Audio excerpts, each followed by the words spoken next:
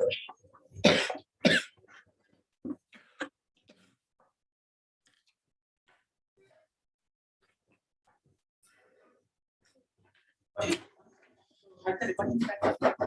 don't know. Can you ask? Is the recording going on or live? No. This is live.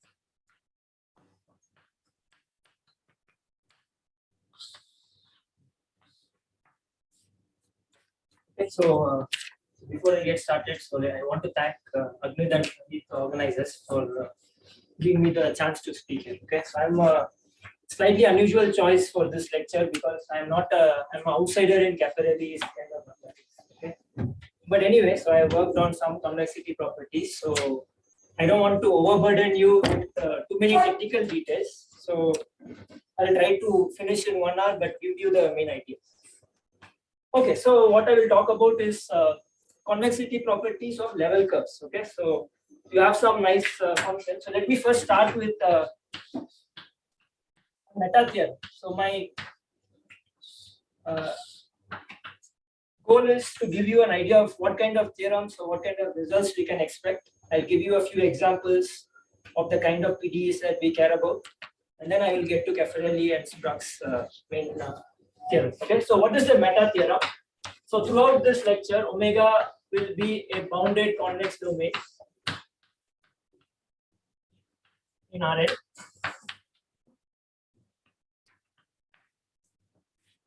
And the meta theorem is, suppose you have a nice elliptic operator. I'll write nice in quotes, nice elliptic operator L.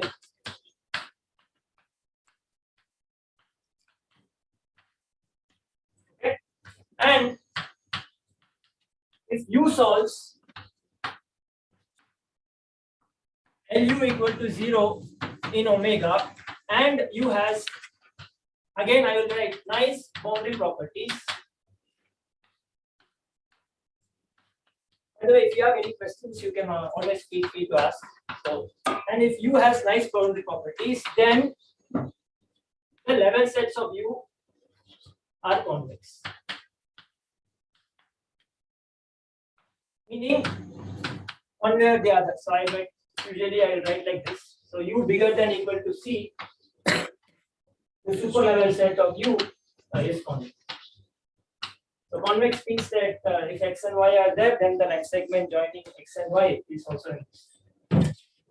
So I hope to convey to you what sort of operators and what is this nice boundary condition. What is this? Okay.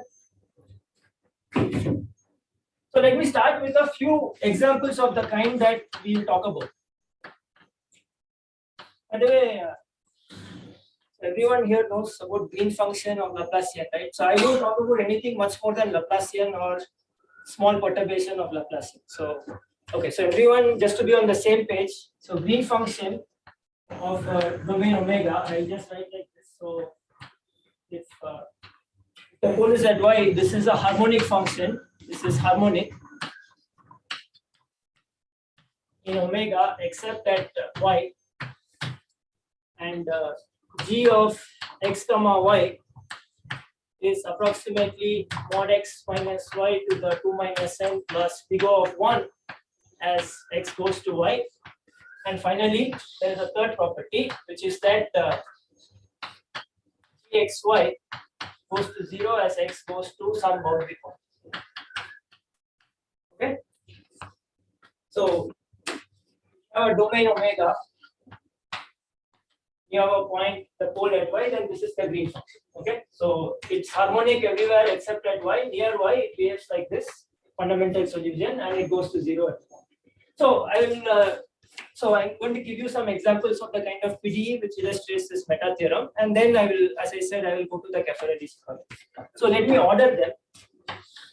The first one is, or maybe I call it 0 because this is the first and foremost result, which is that again throughout omega is a bounded convex domain unless I specify. Okay, so omega convex implies g omega for any, let's say g omega x comma, let's say y naught has convex levels.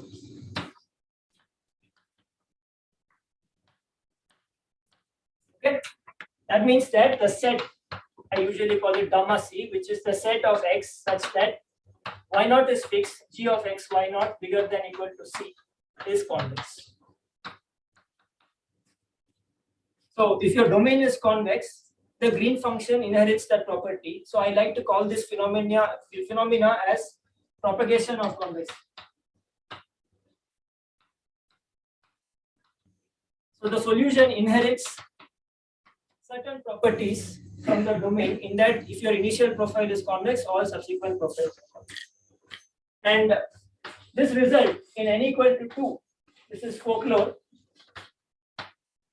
and n bigger than equal to 3, this is due to Gabriel. Okay. And so the n equal to 2 case, I'm basically a complex analyst. There is a nice application of Riemann mapping and Schwarzschild multiplicity. I don't think I'll have time to go over it, but anyway. And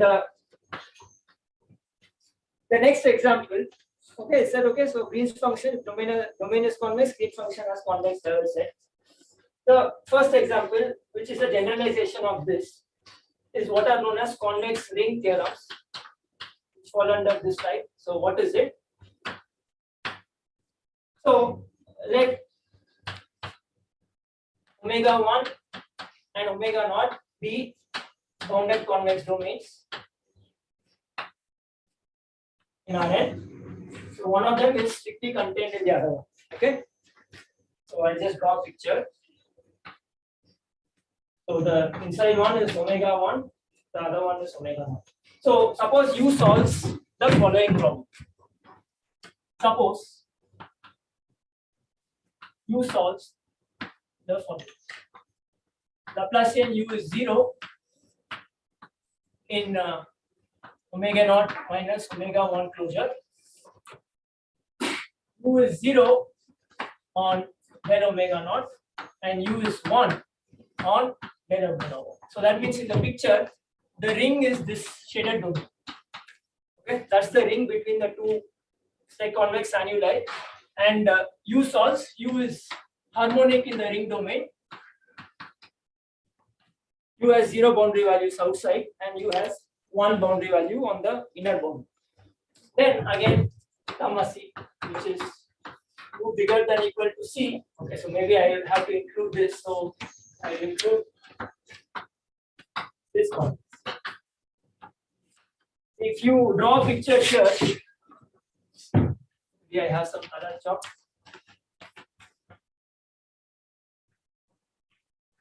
So here, suppose if you draw the curve U equal to C for this problem, okay? So it will go around this like this. I'm saying that you take that along with, you take the whole thing U bigger than equal to C, which should be this ring, and you take the inner one, omega 1, that will be constant. Okay? And this result, so this is due to John Lewis, and in fact he did it for a much more general. He did it for what John Lewis proved it for the P Laplacian. This is I don't know if P Laplacian has been introduced, but Laplacian P. This is the divergence of mod grad U P minus 2 grad U. Okay, so if you replace the original usual Laplacian by the P Laplacian, it's still true. P equal to 2 will give you back the original. Okay, so this is true for this more general case. And you can see, right? So one is a easy generalization of this, right? You see it? So if you know 1, then you also know 0. Okay, and this is not, it's quite easy to see because, so what do we want to show? So if you assume one, then let's show that Green's function has convex levels. So basically the main property here is this one. If G is, if you take level very large, so the point is, let me write, there exists a M large or maybe a M tilde large such that G bigger than equal to M is, I will write basically a, okay, so basically a ball or a perturbed ball for all M bigger than equal to M, right? Green function is very close, so it blows up near Y or Y naught, whatever this is. So if you take some very large M, so it will be like mod X minus Y to the 2 minus N is approximately M, which will be like a ball, okay, close to Y naught. So that means, so again I draw the same picture. So here is our Y naught, the pole of the Green function.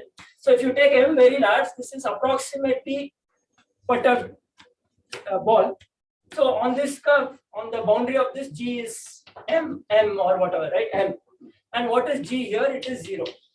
So you can just rescale, you can take U to be G by M. So you already know it is roughly all balls inside. And then if you rescale like this, you can apply 1 here. So you will get all curves are level curves are convex. Okay. So that's a direct generalization. And now I want to get to the further generalization, which is due to Caffarelli and Spruck, which will be the main point of this lecture. Next generalization is same situation. You have same as 2, situation is same as 2, or setting is same as 2, sorry, same as 1. But the PDE you consider is the following. Laplacian U is equal to F of U in omega naught minus omega 1 closure. And U is 0 on del omega naught and U is 1 on del omega. Okay. And I have to tell you what the generalization, that means what is this F, where F is non-decreasing and F of 0 is 0. Okay. So if you take F is 0, identically 0, then you get back the other one. Then again, this is my third example. We started at 0. Then again, U bigger than equal to C, union omega 1 closure is convex for every C. Of course, okay. So here basically, so by maximum principle, U has to be between 0 and 1. So this holds for C between 0 and 1. Okay. So just keep in mind, this is so this as done by first by Caffarelli and Spruck. So this was the 1983 paper, I think. Okay, and it's a beautiful result. Okay, so the methods. So what we want to focus. So what Luis did and what Caffarelli did. So you can distinguish these methods.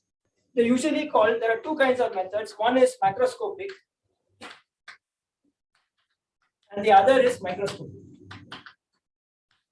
Okay, so what are these terms? What do these terms mean? See, macroscopic means that you get these properties via some kind of maximum principle, which is a global principle. Whereas microscopic means you talk about curves which are whose level sets are convex. That means you have to estimate the curvature. Curvature means you have to estimate certain second derivative, right? So those are the microscopic methods. Okay, so this Caffarelli Spruck is more of a macroscopic kind of method for this. They have also done some other work, and there are other people who have done. Okay, so to be fair, Nicholas Korevar and others have done, and again Luis, many people have done work on this other stuff, which involves estimating curvature and showing it as the right side. Yeah. So that result is true for P Laplacian. The same thing we can expect here. Which one? So I don't know. Agnes is the person to ask. Yeah. So yes. So he says yes for P Laplacian. Whatever Luis. Okay. Yeah. Oh, I was talking about that only. Okay. I knew it for Laplacian, but okay, it's true for P Laplacian. By the way, I'm not an expert on P Laplacian. In fact, I'm not an expert on any of these subjects. but P Laplacian Agnit knows way better than me. Okay, in fact, I don't know anything. So, okay, so that's one thing. Do you have any questions so far? Is it clear what the kind of results we are trying to communicate? So, in all these situations, you have a nice elliptic PDE and nice boundary condition, right? So, if you look at that picture or any of these pictures, u is 0, u bigger than equal to 0 is all of omega naught, and u bigger than equal to 1 is all of omega 1. So, in between, if you take anything and union it, all of them are convex. That's what is happening, and that's what I like to call it as propagation of convexity. Okay. So now let me also keep a tag on the time. When did we start? Then 10. Okay. So I have some time. See the proof of the. So I won't erase this board because I want to prove this one. So this second one is my main thing. Yeah. Isn't role of C belongs to 0, 1 in this result? Or is it true for every C? Sorry. Yeah, this is for every C in 0, 1. Okay, and other than like away from 1 or away from 0? No, that's why I have written that, right? Maximum okay, u is cannot be between, u is between 0 and 1. Okay. Okay, so now, as I mentioned, this is the main thing. I will get to it towards the end, the proof, main ideas. But I also want to give 2 more PDEs. Okay, and my idea is to after giving this example, I want to tell you how convexity is useful. People are more likely to remember the result if you know where to apply them. Okay, so let me just give 2 final examples, 3 and 4. So 3 is the torsion function. Sometimes it is also called the landscape function. Again, you have a convex domain, omega convex, bounded. Okay, so I don't want to keep writing it. This is the last time I write. For me, always will be bounded convex. Okay, and suppose u solves the following PDE. Laplacian u is -2. It's constant Laplacian in omega. U has derivative boundary condition 0 on. Then bigger than equal to C is convex for all C. For all C means the largest that it can take. Okay. So this is a slightly different thing. Okay. So anyway, so see, because these are ring theorems, Caffarelli, Spruck, and Luis. This is on an old domain. Okay. So some methods may be extendable by the methods of Korevar and so on, but this is much more basic. It was known before Korevar. So the last one I want to do is the first eigenfunction. So this is for eigenfunctions of the Laplacian. Suppose you take the first one. So you have again omega, which is convex. Laplacian phi plus lambda phi is 0 in omega. Phi is 0 on del omega. And when we write phi is positive, that means not sign changing. So it has one sign, that means it's the first one. Okay, everything else has changing sign. Okay, so then again, phi bigger than equal to C is. Okay, so I hope to have communicated there are many natural kinds of PDE with those meta theorem like conditions which have nice convex sets. So in third we have -2 on the right side. Huh? In third we have Laplacian equal to -2. Yes. So is there anything special about -2 or is No, nothing special about -2. anything, Any constant.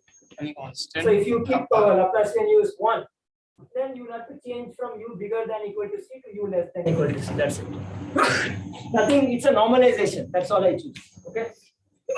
Okay, so as I said, we have seen some examples. Let me now give you how they are useful. So convexity, why is this property of convexity of level curves or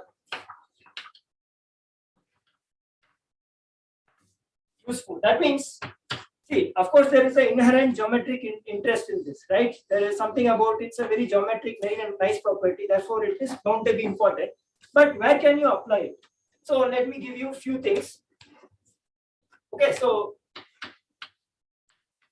there are primarily 2 in my experience. There are maybe some others, but let me give a few. In the study of critical points.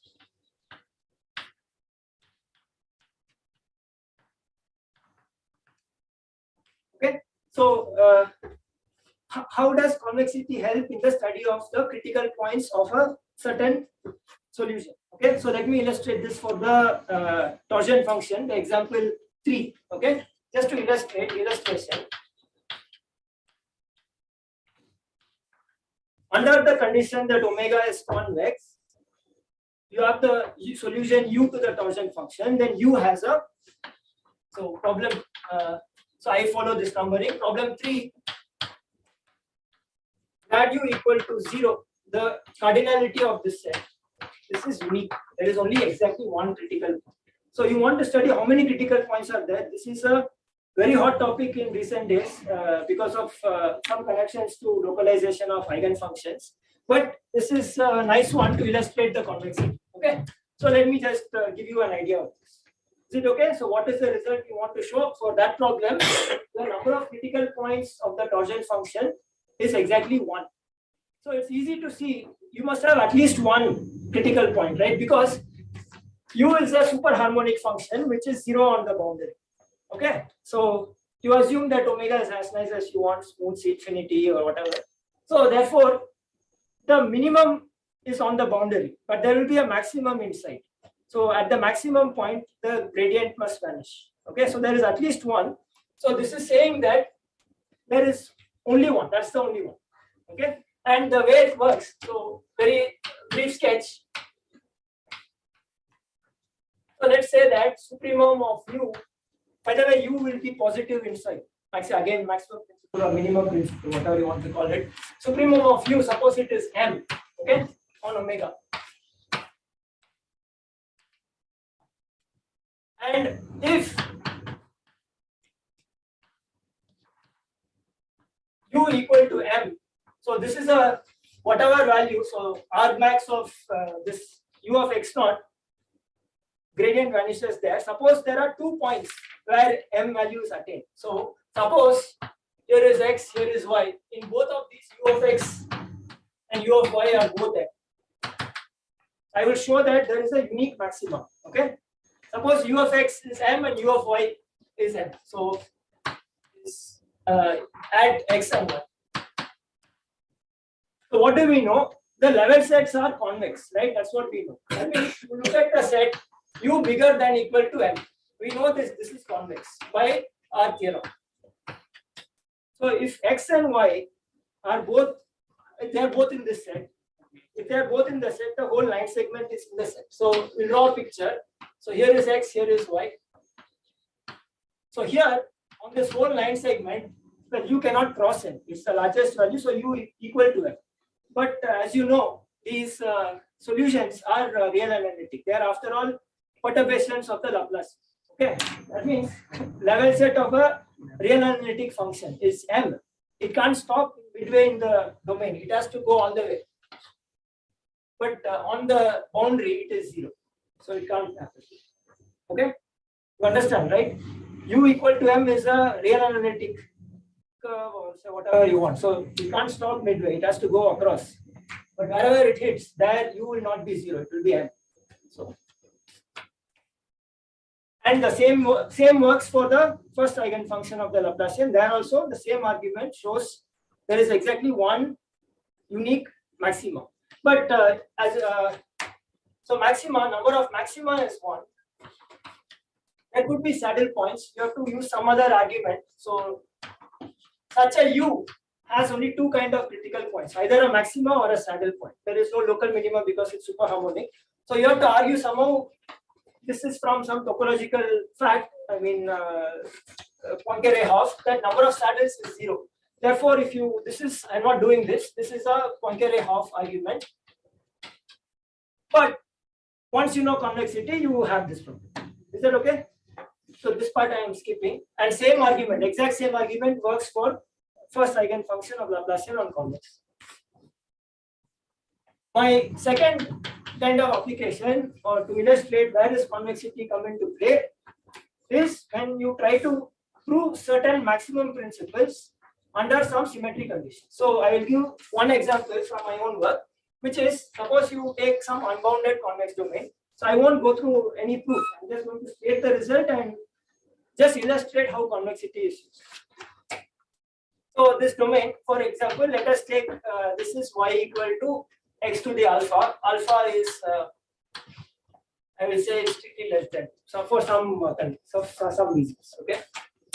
Maybe even yeah. So maybe yeah, whatever, small enough, 1 or 2, whatever. Okay. So what I want to look at is the following problem. Suppose you have solution to the following problem. Laplacian u is 0. This is an unbounded convex domain. Suppose you have a positive harmonic function inside this domain with boundary values 0. So think of a paraboloid, which would mean that so instead of y, I would write mod y less than x power alpha. X is one variable, y is say n minus 1. It's a vector. So mod y less than x power alpha. So if you draw a cross section here, this will be a ball, right? If you slice it with a knife, it will be a ball. So this is an infinite domain. What we have is a positive harmonic function on this domain, which is 0 on the boundary. So such functions do exist, and I think Agni would have covered a little bit of boundary Harnack. Some things are in play here. Okay, to know that such functions exist and so on, you need to somehow use the boundary Harnack. Let me not get into it. But the point is, in this situation also, we can show in this situation also, we can show. So I've shown it with. It's not a hard result or anything. It's just one simple observation. But u bigger than equal to c is convex for all c. So here the solution will have to go to infinity. So when you go to infinity, u tends to infinity. But anyway, so again, you look at it. U bigger than 0 is the whole domain. U bigger than equal to c. I'm claiming that, and or rather, I'm telling you that even in this situation, all subsequent profiles are convex. In addition, you can know, it is known that u has some symmetry property. Okay, in a sense, u is axially symmetric. U of x comma y is u of x comma ty for every orthogonal rotation. Okay, if you take an orthogonal matrix, it's radially symmetric with respect to the y variable. That this part is it is known in the theory that this happens. Okay, so the kind of maximum principle I am talking about is so, and these are all you have to take it on faith if you don't know. But what I want to conclusion, I said maximum principle. It's not a regular maximum. Of course, these are harmonic functions. They don't have any maximum or minimum inside. But what I want to look at is I want to look at the behavior of u on this slice, every slice. So if you believe this, if you have to wait a guess, okay, suppose I restrict my u to this slice, where should be the maximum of u on that slice? If you have to guess, what would you say? Center, okay. But so that is in fact true. Along every slice, so let's say this is the x-axis, u attains maximum at x comma 0. That means on the x-axis. Okay, and I will give a very simple proof just using convexity. So this is a kind of maximum. If you want to know on the slice where is the maximum, we are saying it's exactly on the center of that ball. Of course, you can replace. There is more. This has some more generality. You don't have to take a cross section with a ball. Any symmetric domain works. The proof is the same. Okay, symmetric means at least reflection invariant. X y and x minus y both should be there. Okay, so why is this true? Answer is very simple. You start from here, okay, and I will take any ray that hits the boundary. Okay, start at the center of the cross section ball and take a ray that goes to the boundary of that cross section. So my claim is, as you go in this direction, starting at center and outward, u is strictly decreasing along the ray. Along this ray, we'll call this ray L. Okay, why is that? See, let me draw a graph of this u restricted to L. What is the value here? We don't know, it is some positive value. But what is the value on the boundary? 0. This is a point on the boundary. So if you start what I'm drawing is U restricted to L. My claim is it's strictly decreasing. If it's not strictly decreasing, you are starting from the origin, some positive value. You have to get here. If you're not strictly decreasing, maybe you go like that. Okay, but that means what? That means U takes the two values, same values twice. But you know that all levels of SS are convex, and any straight line can intersect the convex level surface at most once. If you have a convex thing and you make a straight line go through it, this is a ray, means it has only one direction. You can only hit once. That's exactly this. If you along the ray, if you assume the value twice, that means you have hit the same level twice, which cannot happen for a straight line through a convex. Okay, so these are some typical examples. Just to tell you that, yeah. Laplacian U is equal to 0 inside, right? Yes. And you were saying U is strictly greater than 0 also inside the domain. And of the boundary, you were saying it's 0. Yeah. So if you take a slice of it, it is some circular kind of region. Right. So on that, it's harmonic. Right? No, it is not. It won't be harmonic. See, if you restrict, how will it be harmonic? See, Laplacian, you have to compute with the x and y. So, okay, so it's not harmonic. Otherwise, everything will be. Okay. So far you're okay. I have not yet started the actual proof of this Caffarelli. Where did I write it? Somewhere. This, right? Yeah. I have not yet started it, but just to give you an idea that convexity is of inherent geometric interest, but it is also useful if you want to study critical points or you want to study some maximum. Okay, so now let me get to the actual Caffarelli Spruck thing. It is a remarkable proof. So I hope to communicate the main ideas in this. Okay, so let me.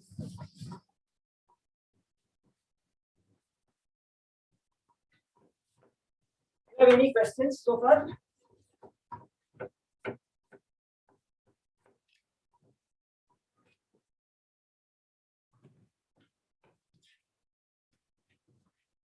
I will need all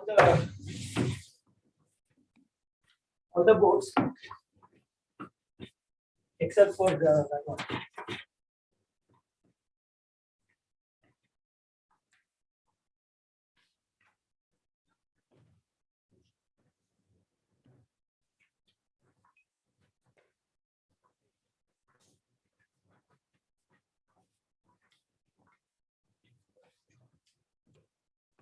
Okay. Anyway, let this be for some time. Okay, so now I will start with the proof. So this proof of problem 2. This is due to Caffarelli and Spruck. As I said, this proof is, so what is special about Caffarelli?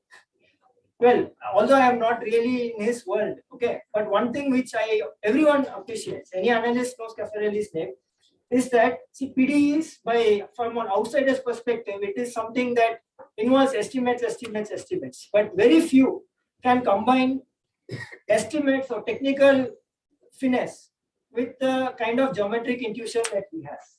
The inspiration for all of us should be, as analysts, how to capture that geometric part. The more you learn it, the better analyst you are. So let me communicate some ideas.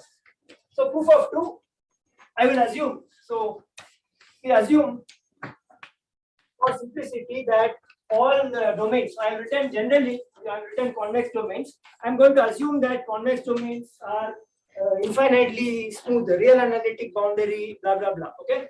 We will assume all domains are analytic, real analytic, for instance, and also assume that f is strictly increasing. So I have said that f is non-decreasing. I'm going to assume f prime is strictly positive. Okay.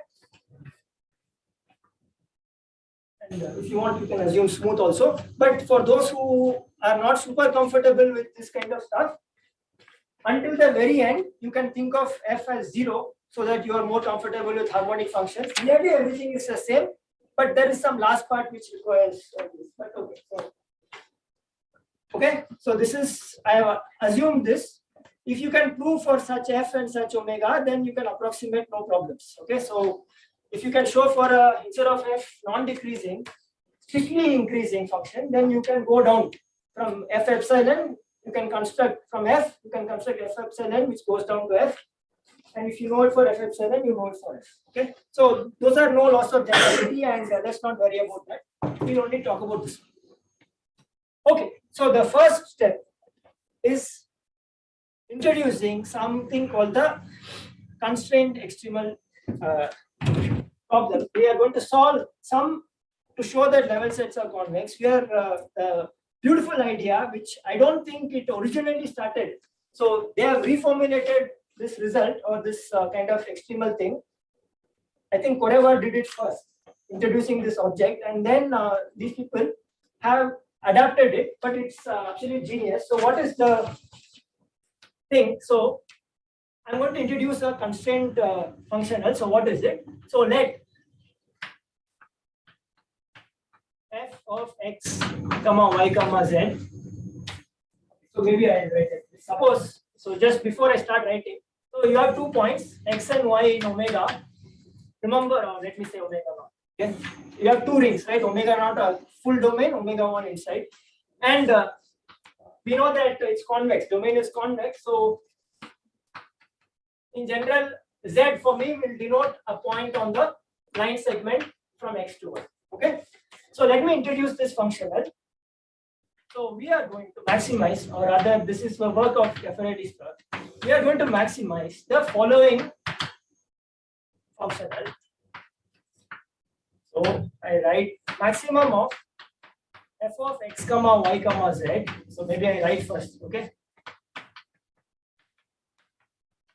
So this functional is the difference of the solution u at y and one of the endpoints and the z. Okay, but let me write. So more specifically, maximize f of x comma y comma z along a certain admissible set. Okay, so where A is the admissible set. Let me write A is the admissible set, which is the set of lines. Okay, A is x comma y comma z. Z is lambda x plus 1 minus lambda y for some lambda in the open 0 1 and xy in omega, and this is the important thing, u of x bigger than u of x. Okay, so you have to pay careful attention. This is not maybe you have not seen these kind of objects. This is very common in optimization theory. What are we doing? The functional is value at an endpoint minus the value at some interior point potentially. Okay, and the admissible set is all those points which connect x and y. So they are in the line segment, but the value at x, for instance, one of the endpoints is bigger than the value at the z. Okay, so that is here, but u of x is bigger than u. Okay, so now I reformulate the convexity of the level sets in terms of this function. So this is the first claim, and this is important. Okay, so convexity of level sets is equivalent to showing maximum of this functional on the admissible set is not less than equal to 0. Okay, I'm going to just see this. It's, I mean, utterly trivial, this fact. Okay, but let's just go through it so everyone is on the same page. If you can show that this maximum of this functional is less than equal to 0, that means that the level curves are convex. And if the level curves are convex, then this functional has this property. Okay, why? Suppose I will only do one part because the other one is trivial. I mean, even more trivial. Suppose this is true. Suppose you can show that maximum A. Then to show u bigger than equal to c is convex, right? For every c between 0 and 1. Why is this true? So suppose take x and y in this set. So all points in the line segment joining them, u of lambda x plus 1 minus lambda y is also bigger than e, right? That is the meaning of convexity. Are you with me? Okay. Why is this true? If this was not true, okay, that means if for some lambda naught between 0 and 1, u of lambda naught x plus 1 minus lambda naught y is strictly less than c, okay. So let's make a picture. X is here, y is here. Both x and y have values bigger than c, but in between, for somewhere here, some z in between, this is less than c. Then is x naught, y naught, or whatever, x, y, and this, let's call this z. Are they inadmissible?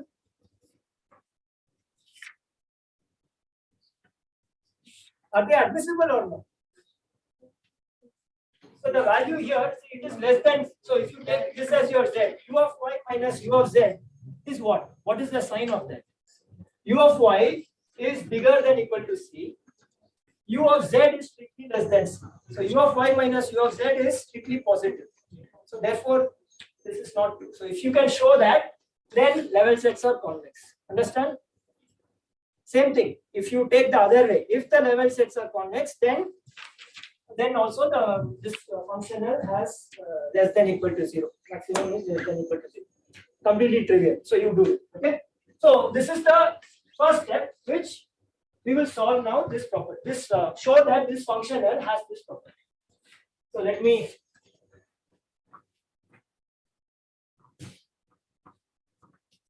How much time I have? 10, 20 minutes. Okay, yeah, that will be correct. So I think in 20 minutes I can possibly communicate all the main ideas.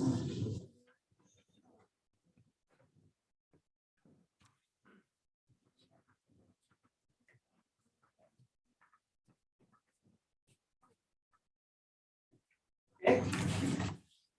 Okay, so let me write again to show maximum on the admissible set of this functional f x y z. Okay, suppose not. So I have to say here that compared to Lewis's result and so on, I mean this is very. It's like a deceptively elementary, but the ideas are large. Okay, ideas are very big. Okay, but anyway, so suppose not. Then that is maximum. We call it some capital M, which is strictly positive. Okay. So what we do is the compactness argument first. So pick xk, yk, zk in xk, yk, zk such that f of xk, yk, zk goes to n. Okay. So this you can always do. So because you find a sequence which approaches the supremum or maximum. See, and we can assume without loss of generality. See, xk, yk, and zk are points in the domain, right? So by compactness, we can assume that xk goes to some x naught, yk goes to some y naught, zk goes to some z. In fact, z naught will be on the line segment joining x naught and y naught. You understand, right? So see, zk is admissible. It will be lambda k xk plus 1 minus lambda k yk. These are all numbers in 0, 1. You first pick lambda k is going to something, right, along some subsequence. Then you go to xk, then you go to the yk. So anyway, so we have this. The point now is, so broad idea I will first describe and then I will go to the details. So broad idea, after from here, is we will analyze this extremal configuration. Extremal configuration means x naught, y naught, z naught. In particular, this means, once you have this, it means that u of y naught minus u of z naught is m, right? Just by continuity. Okay. Analyze the extremal configuration and show that these points are going to be in the interior. X naught, y naught, z naught. I write like this, but actually one of them will turn out to be equal. So x naught will turn out to be equal to z naught, but x naught, y naught, z naught are in omega naught minus omega 1 closure. Okay, that is first step. So a priori, you see these are points which are floating around. X naught, y naught, z naught could lie somewhere in the boundary of omega naught or omega 1, wherever. We have to remove all those conditions, this ones, and then say that actually it lies in the interior of this domain, okay, ring domain. So, and the second step is that the maximum principle of this concavity function. So this function I have written, that is called the concavity. This where is it? Yeah, here. This functional. This is called the concavity function. This is due to whatever the name and so on. There is a maximum principle for solutions to that. Okay, so the maximum principle of concavity function says solution cannot attain positive maximum in the interior. Concavity function is this.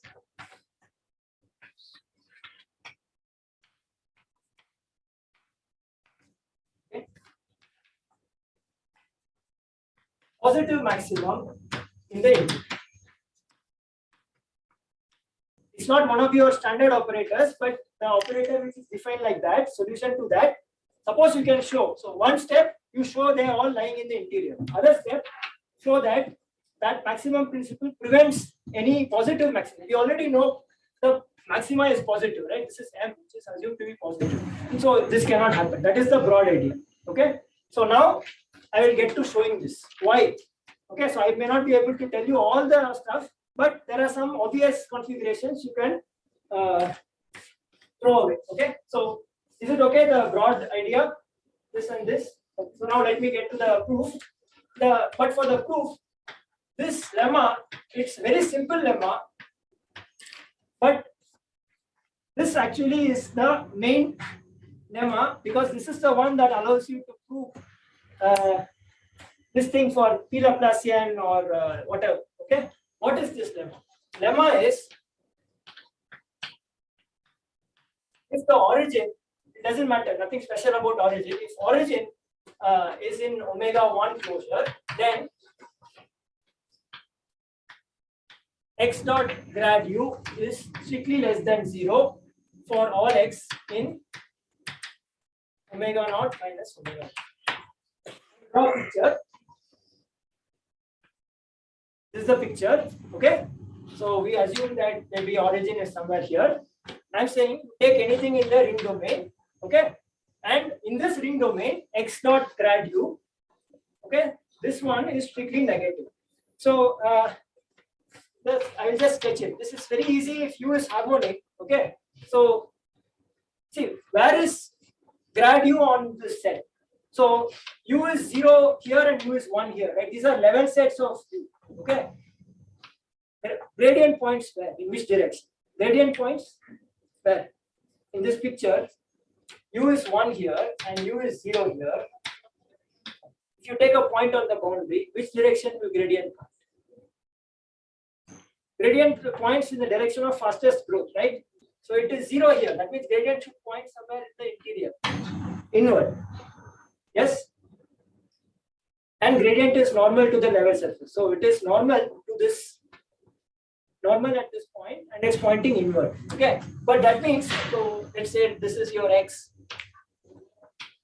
So the idea is you look at the boundary values of x dot grad u on this domain. Boundary values show it's negative by maximum principle is negative inside.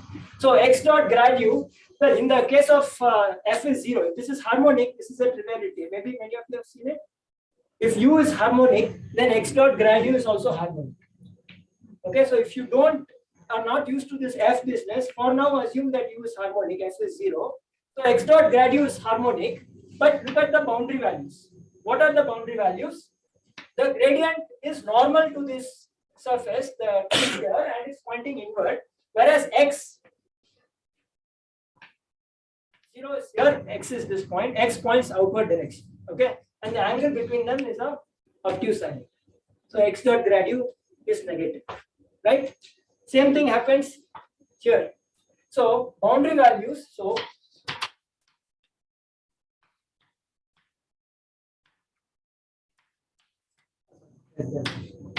apply.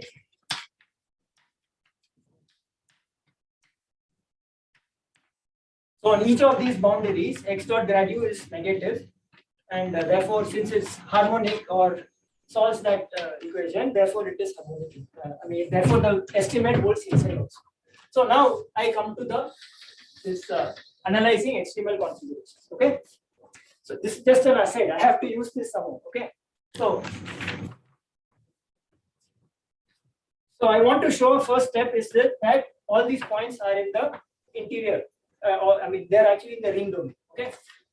One can very easily say first that Z0, it cannot be in omega 1 closure. Remember, omega 1 is my inner domain, omega 0 is the bigger one. Okay. So is it clear that Z0 cannot be in omega 1 closure? What is the, okay, by the way, so I should, so let me also write that here. So you extend the u by 1, extend u to be 1 inside omega 1. Okay. So it is 1 on in a ring, just to extend it to be 1 close. So Z0 cannot be in omega 1 closure, right? Because remember, u of y0 minus u of Z0 is the maximizer. Okay. If Z0 was on the omega 1 closure, what is u of Z0? 1. And this will be strictly less than 1 or less than equal to 1. So this will be either 0 or negative. So therefore Z0 cannot be in the omega 1 closure. Is that okay? Okay. Also,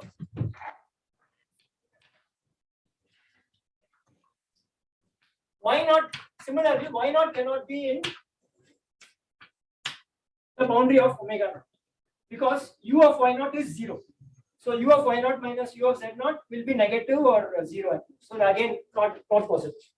Now comes the main thing. So, but also next claim is that, so slowly I am throwing away possibilities. Okay. So claim is that z0 cannot be in the boundary of omega. This is the first important claim. Okay. Why is this? See, if Z0, I said here, so Z0 lies on the line joining X0 and Y0. Lambda may be 0 and 1. In fact, one of the possibilities is not happen. But if Z0 is in omega in boundary, so let's say this is Z0. What do you know? Z0 is a point on the segment. But if Z0 is on the boundary, where should be X0? Well, it can't be outside. The thing is, so X0 also should be Z0. Okay. If Z0 is in the boundary of omega 0, then Z0 should be equal to X0. You can't leave the domain. That's not the. Okay. Now, I don't know if you have seen half boundary point lemma. We are going to use that. Okay. So you see that. So that means, so if you draw a ball here, you have all these xk and zk, right? Xk and zk both are going to z0 because z0 is equal to x. So you have maybe points here. And just zooming a bit, zk and xk are here. Okay. So now you draw the line in that direction. Okay. What do you know about half lemma? What does it say? So the version of half lemma I want to use is that if you have a sub-solution, what do you call? Yeah, sub-solution. Yeah, sub-solution. And if you attain your maximum there, along any direction which makes positive acute angle with the normal, your derivative is positive. Okay. That's what I want to use. So if you follow this line, zk to xk, okay, the normal is pointing inward. So you have to apply the half lemma to minus u kind of, but you see that half lemma applied to minus u along the direction zk to xk. So in this direction, zk is here, xk is an endpoint. So zk is there. What will it tell you? Along that ray, how should u behave? You know that u is minus du d, this line, this direction is positive. That means u, du dx, that one is negative. That means u must be decreasing along this line. Shows u is decreasing from zk to xk. This is not possible because our admissibility condition is the value at the endpoint uxk is bigger than uzk. Okay, so it's not possible due to admissibility. Or maybe let me write contradicts admissibility.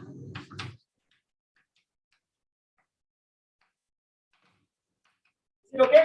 So this angle makes a positive angle, acute angle with the normal. So if you go along this, apply half lemma to minus u, du along this, u along this direction is decreasing. That means you go from zk to xk, value at xk is less than value at zk. But you already know by our admissibility thing, ux bigger than usual. So therefore that is not so. So admissible. Okay.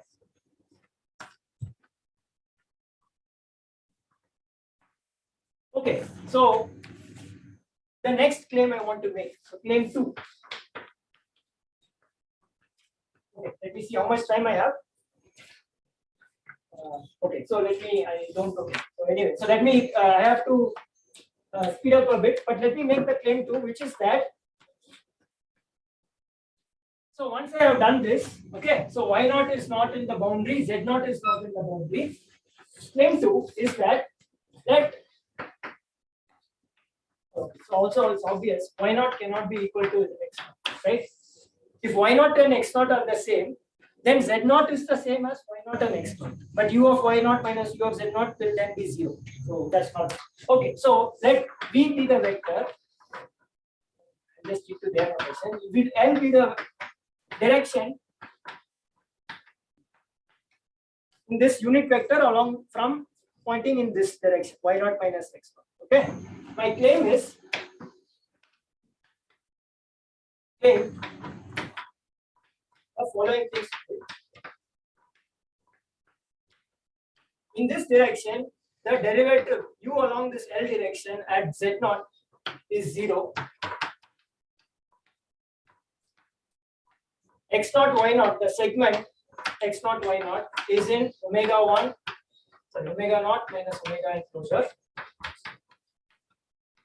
Third one, actually, also the y naught derivative along L, the L derivative along y naught is 0, and in fact x naught equal to z. Okay. These are claims. Maybe I won't have time to prove all of them rigorously, but let me just indicate a few things. Okay. So you see that if this is our this second part is the one that shows that it is all lying in the interior, right? If you show this, that is the part. So let me start with UL of Z naught. Why is that in that direction the derivative at Z naught? Why is that 0? So one, is it clear if two cases, if x naught is not equal to Z naught, then UL Z naught has to vanish. In fact, Z naught is a minimum. Right? See, let me make a picture. If x naught is not Z naught, then Z naught lies strictly between this, right? If Z naught is restricted to this line, Z naught is a minimum. If Z naught was not a minimum, some other point will be minimum, right? Maybe some other point is a minimum. That means this the value at this new point, we call it Z naught prime, is less than U of Z naught. But then u of y minus u of z naught will increase the value of this m. So you can't have this. So therefore, if z naught is not x naught, then the point z naught is a minimum for you along this line. Is that okay? So therefore, so that is okay. And if x naught equal to z naught, you just argue that in fact it is very obvious that you can't decrease. You can't be strictly this, but you also and then use. So I have to maybe speed in this one. So, and for other way and use u of zk less than u of xk to get ul actually is less than equal to 0 also. Okay.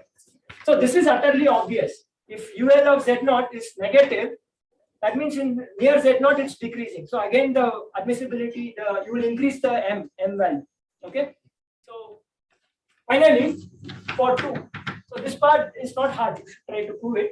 Let me just do the part with the 2. Okay. Then I will skip the others. So x naught y naught, the line segment has to completely lie in the ring domain. Why is that? We are going to use this lemma 1 that I did somewhere. This lemma 1. So I'll make a picture. So if x naught y naught, okay, the line segment, you know now that x naught and y naught, all these, if the line segment x naught y naught, if it hits omega 1 closure somewhere, okay, you can assume very well that whatever this point is, it's inside. See, there's nothing special about 0. Any point in the inside, you can, if 0 can be replaced by x naught in omega 1 closure. So if you assume that this is a point 0, translating the coordinates, that lemma 1 will tell you what? X naught or I write x, where is it? Yeah, anyway, so whatever. So x naught or y naught. Okay, let's say that ul, we have also shown ul of y naught is 0. So along this x naught, so what is it? X naught dot grad u at x naught should be negative, right? But we have just shown that the derivative, I mean, this x naught is in the direction of L or minus L, whatever. That direction is, directional derivative is 0. So this cannot be, it can't go through that. Okay, this is lemma 1.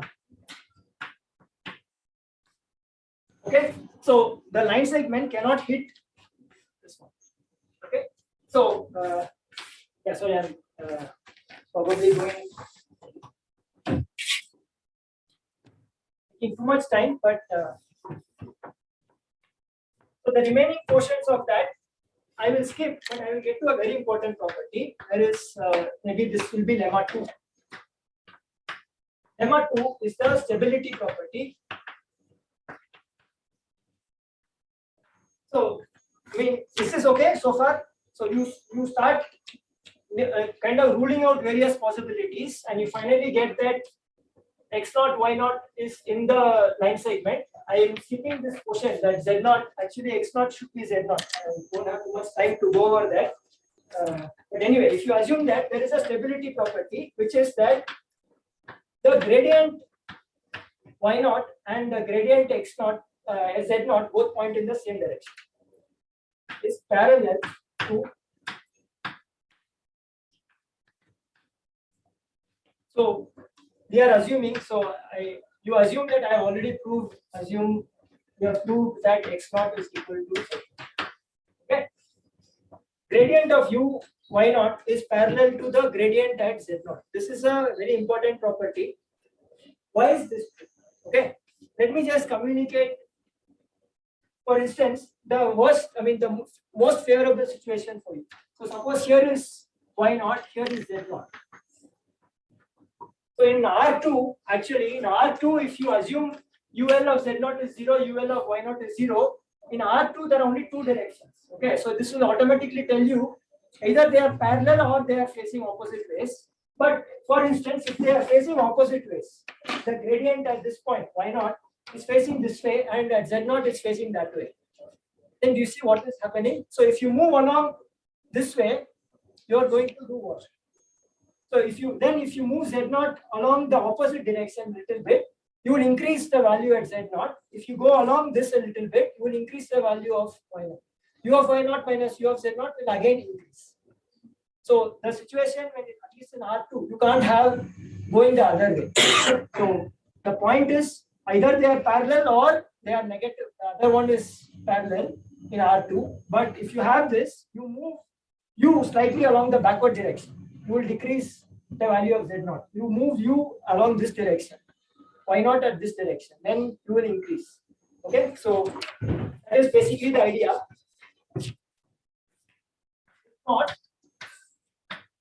there exists some unit vector v in S1 such that gradient u y0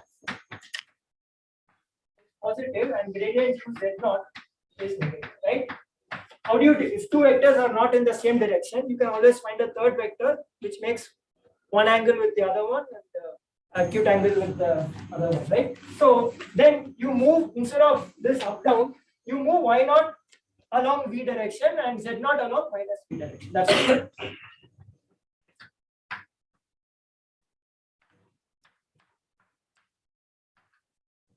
That means you will increase one and decrease the other, meaning you will increase the uy0 minus uz.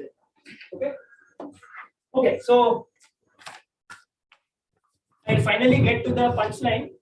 I think I will only be able to do one case. So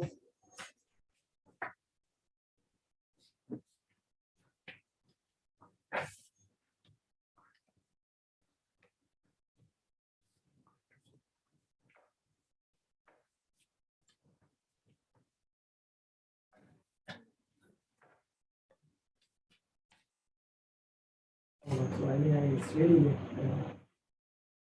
okay. Yeah, okay. I'll just finish with this. So, I mean, okay. I don't think there is much benefit in me carrying on like this if people are not going to understand. But anyway, if I speak to, no one will get it. But let me, once you have this, the point is the following. Okay. So, the point is, so final punch is that now you still have, so you suppose you have shown that the gradient at y0 and z0 point in the same direction. The ultimate thing is you can still find, for instance, in the best possible scenario, you can still find a common vector v, okay, by which you translate y0 and z0 in the same direction, which will increase u of y0 minus u of z0. Okay, so yeah, so all show that final punch is to show that in all situations you can push let's say y0 and z0 in a direction p. Sometimes you have to modify a little bit, but general idea is this, so that u of y0 minus u of z0, after you push the new value, let's say, okay, this is strictly bigger than u of the supposed maximum. Okay, so for this, what you need to do is, okay, I don't know how to explain this in a short time. Okay, maybe I'll just stop with this, that once you prove the stability property, after doing a certain rescaling, you have to show that there is a common direction. For instance, that when you push along that direction, the difference will be increased. Okay, so you see that what are the tools that are used here? So broadly, you can remember it as analyze the extremal configuration. You have to rule out all possibilities and show that these maximizers, they are in the interior. Then you can think of it as the maximum principle for that operator, which disallows positive maximum itself. Okay, so yeah, I'm sorry that I could not finish this. There are only 10